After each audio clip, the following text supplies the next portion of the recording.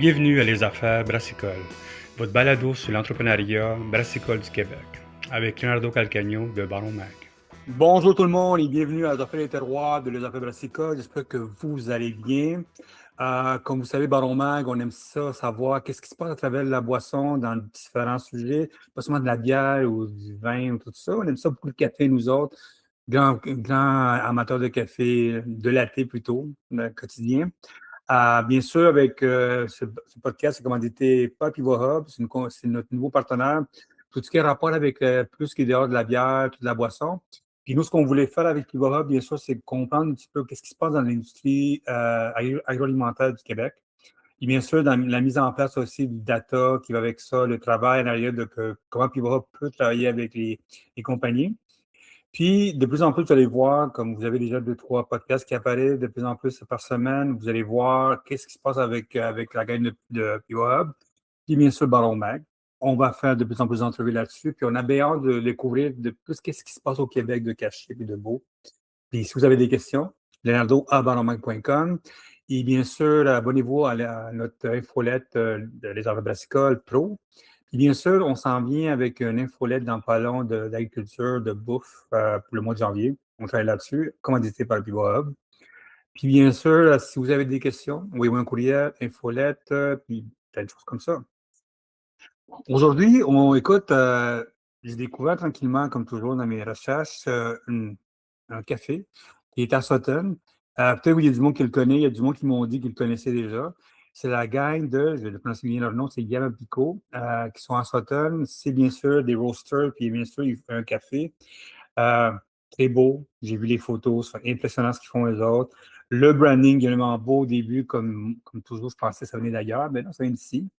Puis c'est une gang qui, depuis un bout de temps, ils veulent vraiment, comme toujours, faire connaître la beauté, de prendre du temps dans son café, de trouver du temps pour ça, de boire, que ce soit chez vous ou que ce soit à l'extérieur.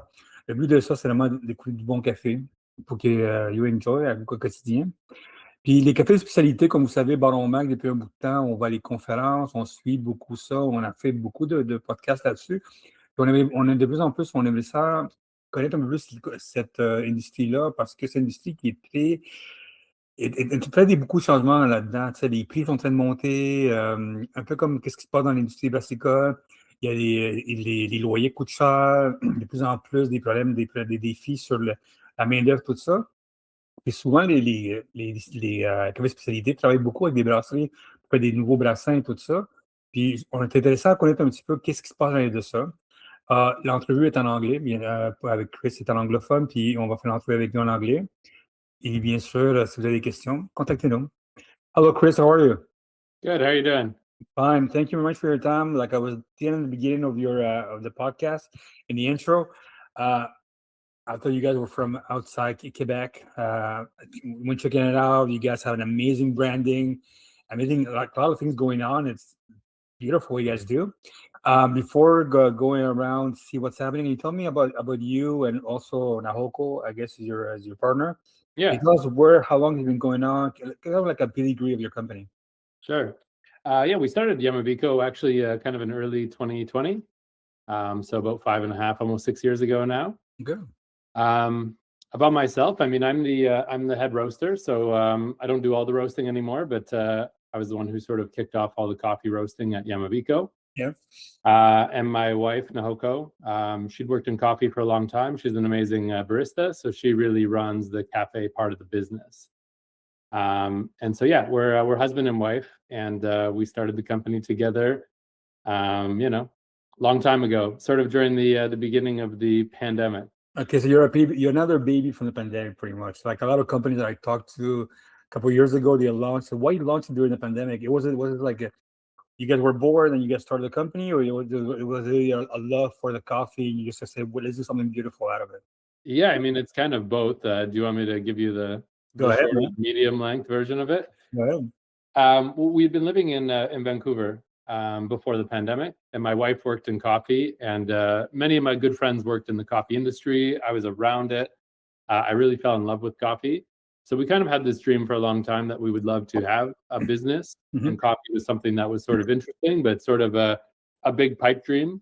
because Vancouver is kind of a tough market to crack into. Expensive to live, also to do anything there, man. Also expensive to do everything there. So after a few years living there, we were thinking about, moving elsewhere, and we actually went off traveling. So we sold all our stuff, we got rid of our apartment, and we went to New Zealand.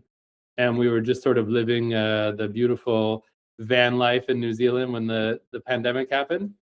And so my brother actually lives here in Sutton, Quebec, where we're based.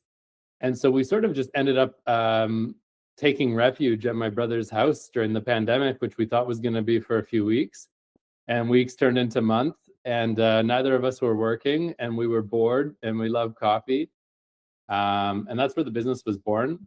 And it started out with buying coffee from other roasters, and we were kind of just sharing that with people around us. And that evolved into opening a coffee stand at a farmer's market.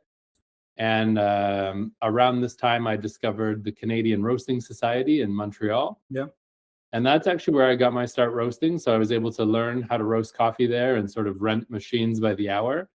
And so I used to commute to Montreal and roast coffee every weekend. And then we would serve it at our little farmer's market. And, that grew into an espresso stand in a bagel shop in Sutton. And then that eventually, expanded into us opening a cafe and a roastery in town, which was kind of a giant leap at the time. It is, because from being bored and making a business, it is a pretty big leap. I guess you guys do it slowly. So how's the business right now going on? Because we, like I was telling at the beginning of the podcast, we are friends with Pista, we're friends with Cherchant. We know other people, some of the people of the industry, and we know that the coffee, everything is going very expensive. Packaging, coffee, all the stuff like that. So how's it going right now with you guys? Because I know you guys have distribution, you got a subscription mode, stuff like that.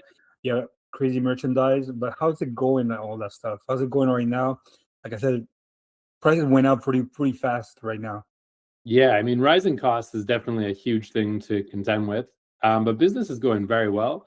Nice. So like you said, we distribute a lot of coffee. We do a lot of B2B. We probably have over 100 clients that we work with on a regular or semi-regular basis. So we're distributing across Quebec, Ontario, and even in like Manitoba, British Columbia. So the roastery is like really busy. We're like struggling to keep up with production at the moment. Man. That's what people can tell me. They're pretty busy. That's good, man.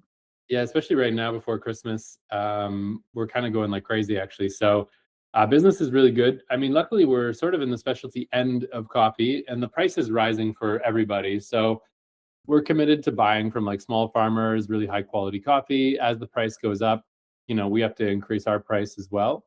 But luckily, I think we're in a part of the market where we're able to do that, and customers can kind of understand and come along with us. Yeah. Somebody told me that you guys, the specialty coffees right now are like in a perfect storm.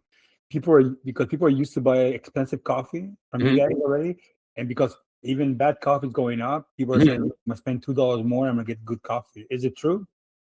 Yeah, it's true. But I mean, like our coffee might even go up more. So like the cost of coffee from Brazil, 70% of what we roast is coffee from Brazil, because this is just the best coffee for espresso, and we sell a lot of espresso.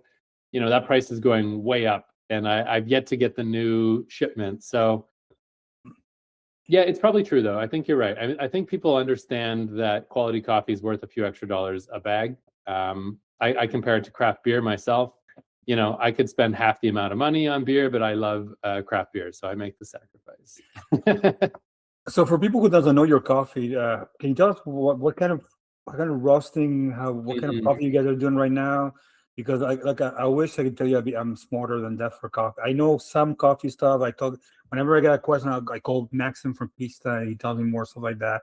I tried the coffee and it doesn't work for me, man. I tried it. I tried it, man. So can you tell me a little bit more about your coffee and what people are looking for when they come see you? Yeah, I mean, we do try to have something for everyone. So we always have like some what I would call like classic espresso options. So we always do like a single origin coffee from Brazil on espresso. We call that one Mount Echo. That's like a really approachable coffee that's going to taste good with milk. It's going to be easy to make at home. And then we do a couple of blends that are like that, but maybe have a little something extra in it, a bit more adventurous. Okay. And then we've got like another half of the menu, which I refer to as like single origin coffees. But this is where I'm like buying coffees from single farms in places like Costa Rica, Colombia, Ethiopia. And these are really unique tasting coffees based on like their terroir. So I do a lot of those, and those are mostly like light, medium roast. Often a lot of those are for like filter, for things like pour over, or sort of like a fruity espresso. So those are kind of like your fruit forward coffees. Okay. So when you start making coffees and blends like that, are you like, how does it work? I mean, do you guys like, you read a lot what's happening? You guys want to try out new stuff? Yeah. Like, man, I want to try this crazy coffee from Finland because I know because of the changing of, the weather, stuff like that. Yeah.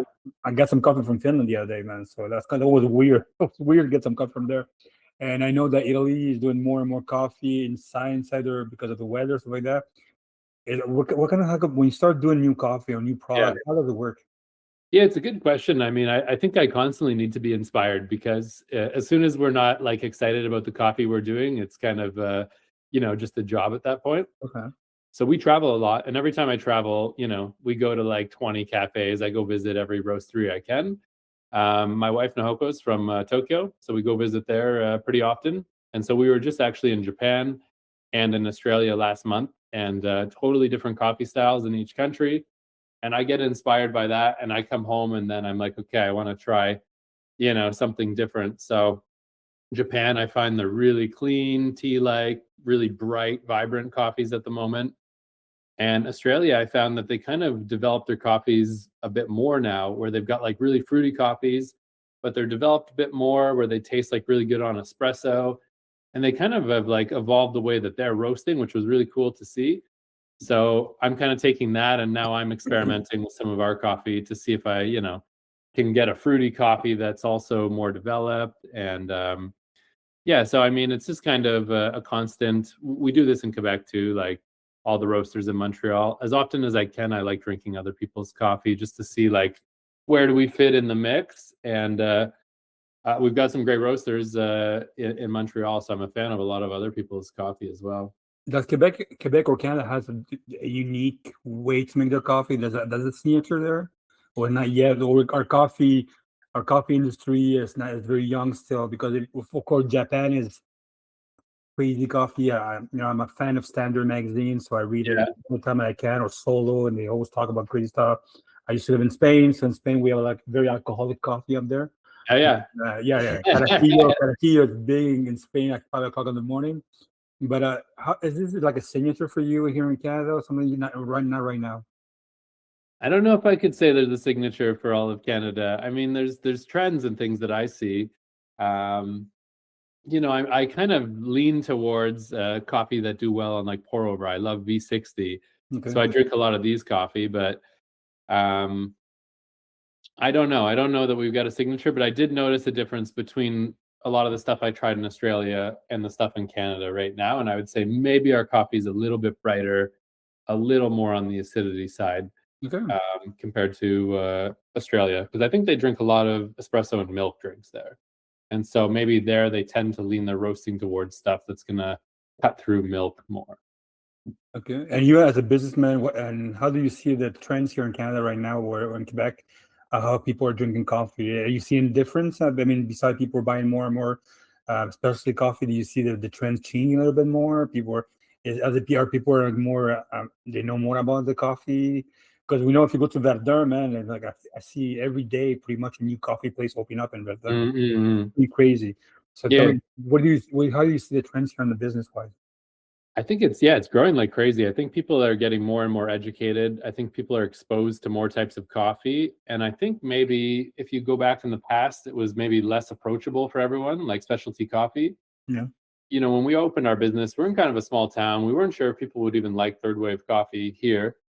And so our goal was always to be like super approachable. We didn't want like any pretentiousness, because it can be intimidating. You go into a shop where everyone knows everything about coffee, and you kind of feel stupid asking like, well, what's this coffee like? So we try to take all of that away. By doing that, we always have like a classic option on espresso and always a fruity option. And we found that like over time, people start getting really educated, and they start loving like natural Ethiopians, and they thought they only liked Italian roast. So I think more and more this is happening. And so, yeah, I think in general, the population is becoming a bit more educated on specialty coffee and maybe a bit more willing to go there. And again, I mean, I keep drawing the comparison to craft beer, but to me, like 10, 15 years ago, there was sort of, I grew up in Ontario, and there was sort of an explosion of craft beer. And at the time, even my parents' generation like made the jump, and now they drink, craft beer, whereas like earlier they would have never spent that much money. So I think it's kind of happening now with cider and coffee here in Quebec. Okay, good. Where from Ontario you're from? I grew up in Kitchener. Okay, Kitchener. Okay, that's good, man. I spent my summers in Fergus near Arthur. Oh yeah, very close. Very close, so that's why. Subscription-wise, let's talk about subscription. How does it work? And is it a discovery subscription? Is it a normal subscription? Is it B2C, B2B? Can you tell us more about your subscription? How does it work? Yeah, subscriptions for B2C. So we just set that up this summer, and that's going really well. So I do like a Roaster's Choice pack. That's kind of like your adventure coffee. I've got an espresso pack. That's more like your classic roast, ones that are going to be easy to dial in.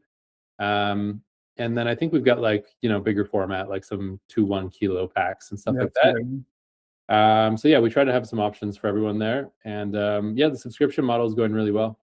Why do you think it works very well? Is it more for business or more for a B2B2C? How does it work for you guys? It's just for B2C. So for business, we take regular orders from coffee shops. Okay. I think for B2C, it's just convenient to just have coffee show up at your house with a regular frequency. So I think once people trust the brand and they know that like the coffee is going to be good, it's nice to just have like a steady supply without having to think about it. So everything's on as you do at home? You send your package directly from your home? Like we send You have like an extra company somewhere sending your coffee. Everything is roasted daily and send everything as fresher as possible? Yeah, so we roast coffee once a week. I say once a week. We roast coffee every week, like all week almost now. But we do like one big shipment every week. So we roast everything fresh to order every week. And so we basically collect orders up until Monday, and then we just, we roast for several days.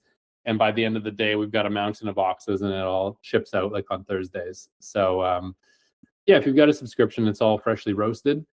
But typically, I like my coffee aged a little bit, but we let customers age it themselves, and they can decide, when they want to drink it. So digital wise, how does it work? I know you have, when I went to there's a blog pretty much, an old blog, 2024. Are you guys that's how you talk with your clients right now? Because marketing wise, how does it work? You guys have a newsletter, or it's mostly a blog?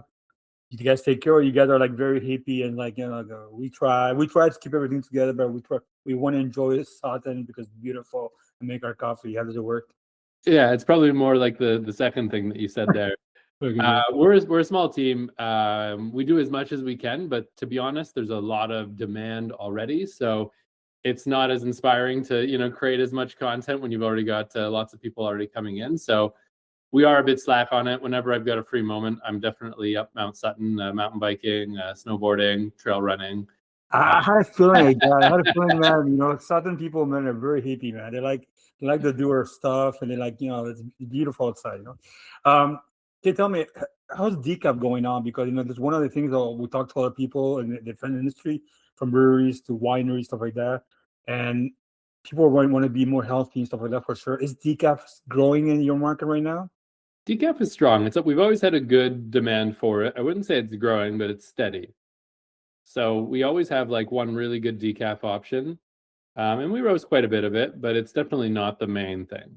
Okay, so what's the biggest trend right now for people to buy right now? I mean, at least for you guys. I would say like the top coffee we always sell is Mount Echo. That's like our classic espresso. Okay. And the second most popular coffee is like a natural Ethiopian or another natural African coffee. And I think that's just because it's a really versatile coffee.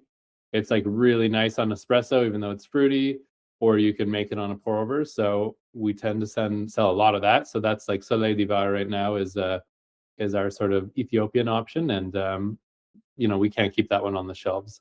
Excellent.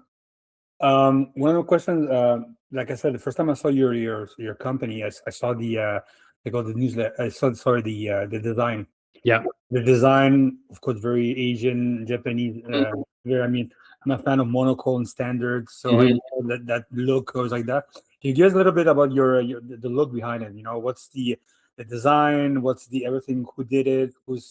Do you guys have? Can we buy like posters from you guys or big Mm. things like that? It's very nice stuff. Yeah, the artwork's incredible. We should sell posters. We don't. Dude, man, I mean, the one with the cat, man. My daughter is just going crazy. The one with the cat, man. Well, just put cats on anything and it's going to sell. We So we love cats. We have 2 cats and a dog. But early on, I wanted to do a coffee with a cat on it, and like people went crazy over cats, and we're like, okay, we've got a theme. But all seriousness, the branding is really, my wife is the main person behind the branding. So early on, she had a vision for like what the packaging was going to look like, and she went on this mission to find the perfect artist. And she actually found someone in Tokyo. Yeah. And I think she grew up in Scandinavian country, I think Denmark. And so she's kind of got these mix of influences there.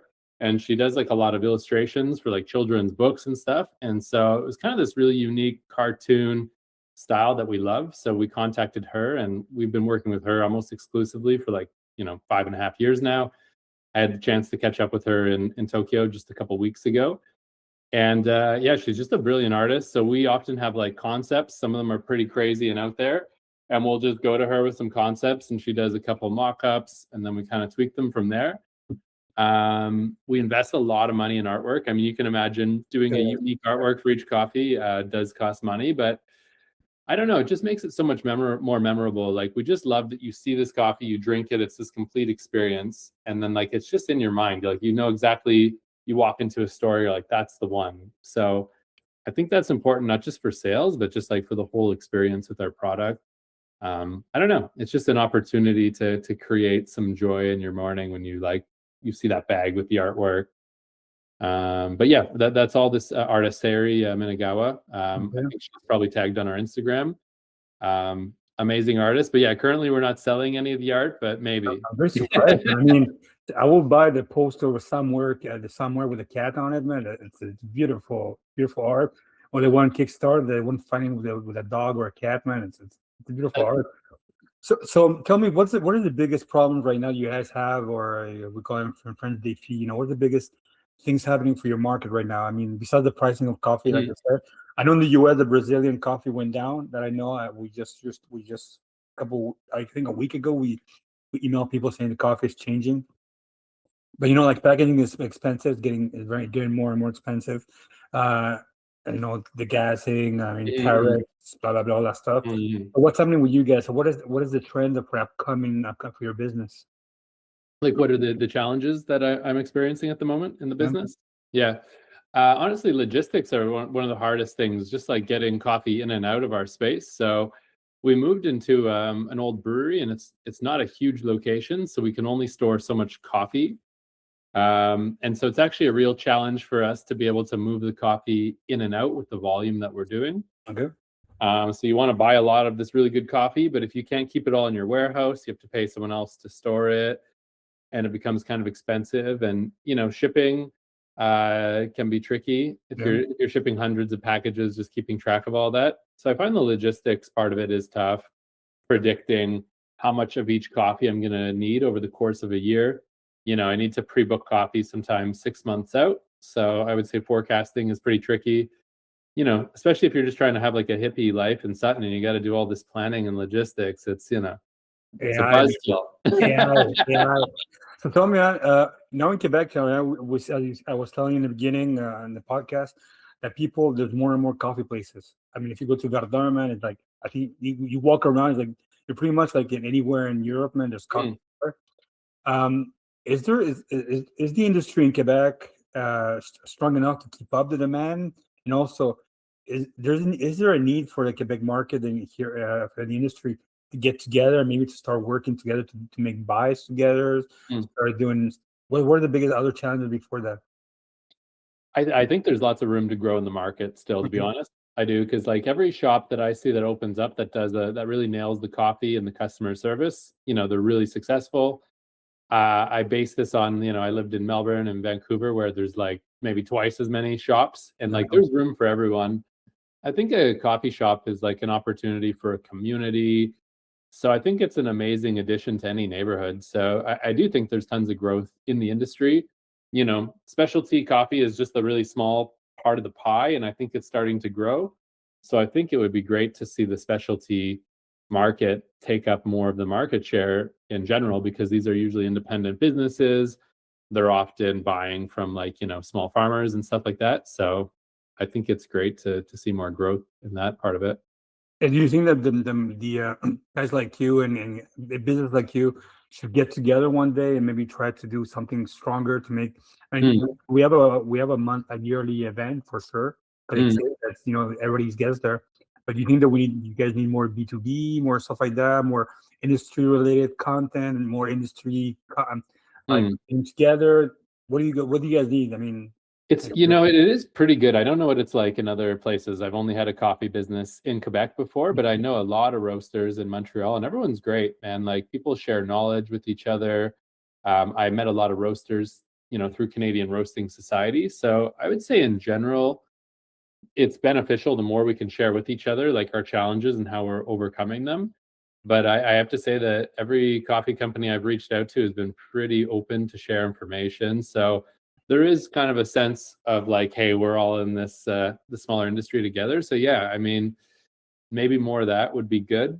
Many of us work with like similar coffee importers. okay. So there's a few importers in Montreal, and we'll go on trips with them sometime to visit coffee farms. And these are really great opportunities for us to get together and share as well.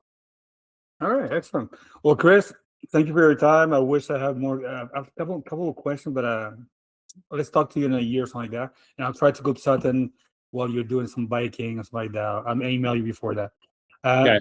Thank you very much, Christopher, for your time. And of course, we will let all the information at the end of the podcast and anything happen like that. Thank you very much. Awesome. Thanks so much, Leonardo. Thanks. Merci beaucoup tout le monde d'avoir écouté les Affaires Brassicoles, section Affaires et terroirs. C'est le seul podcast commandité par PivoHub. On va laisser toute l'information pour PivoHub, pour les compagnies qui veulent travailler avec vous autres.